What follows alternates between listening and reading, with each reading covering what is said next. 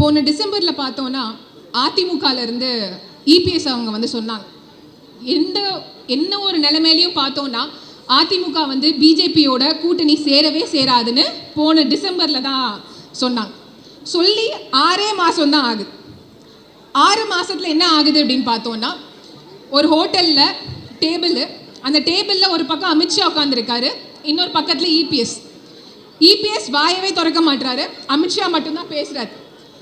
செய்தியாளர்கள்லாம் கேட்குறாங்க, என்ன நிபந்தனை வச்சுருக்காங்க அதிமுக சார்பாக, என்ன நிபந்தனை வச்சுருக்காங்க உங்களோட கூட்டணிக்கு வர்றதுக்கு அப்படின்னு. அப்போ அமித்ஷா சொல்கிறாங்க, இபிஎஸ் அப்பயும் வாயை திறக்கவே இல்லை. அப்போ அமித்ஷா சொல்கிறாரு, எந்த வித நிபந்தனையும் இல்லாமல் அதிமுக பிஜேபியோட கூட்டணி வச்சிருக்கு அப்படின்னு.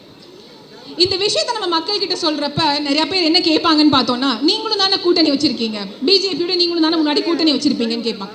ஆனா திராவிட முன்னேற்ற கழகம் பிஜேபியோட கூட்டணி வச்சப்ப காமன் மினிமம் ப்ரோக்ராம் அப்படின்னு ஒன்று வந்து சைன் பண்ணோம். அதாவது நம்ம கொள்கை, திராவிட கொள்கைக்கு எதிர்ப்பாக இருக்கிற எந்த ஒரு திட்டமாக இருக்கட்டும், அது ராமர் கோயில் திட்டமாக இருக்கட்டும், இல்லை பொது சிவில் சட்டமாக இருக்கட்டும், இல்லை காஷ்மீரோட 370 இருக்கட்டும், இந்த மாதிரியான எந்த ஒரு கொள்கைக்கும் எந்த ஒரு திட்டத்துக்கும்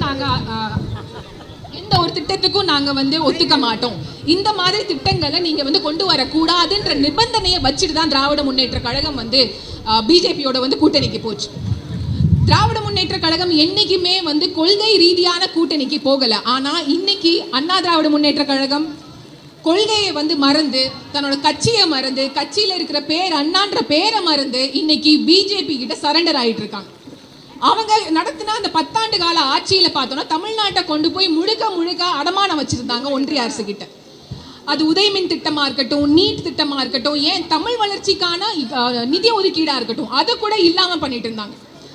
இப்போ கீழடியில் வந்து பல்லாயிரம் வருஷத்துக்கு முன்னாடியே இங்கே வந்து இரும்பு நாகரிகம் இருக்கு அப்படின்னு நம்மளோட மாண்புமிகு முதலமைச்சர் அவர்கள் தொல்லியல் ரீதியாக ஆராய்ச்சி செய்து, அந்த ஆராய்ச்சியை ஒன்றும் தமிழ்நாட்டிலேயோ சென்னையிலோ இல்லை அறிவாலயத்தில் இருக்க லேப்லலாம் வந்து நம்ம டெஸ்ட் பண்ணல, இந்தியாவிலேயும் சரி வெளிநாட்டுக்கும் அனுப்பிச்சு டெஸ்ட் பண்ணி அந்த ரிப்போர்ட்டெல்லாம் வந்து நம்ம கொடுத்தாலும் எல்லாத்துக்குமே ட்வீட் பண்ணுற மோடி அவர்கள் தமிழ் நாகரிகத்தை பற்றி ஒரு ட்வீட் கூட பண்ணலை, அதை பற்றி பேசலை, அதுக்கான எதிர் கேள்வியை கூட வந்து அதிமுக அவர்கள் வந்து எடுத்து வைக்கல.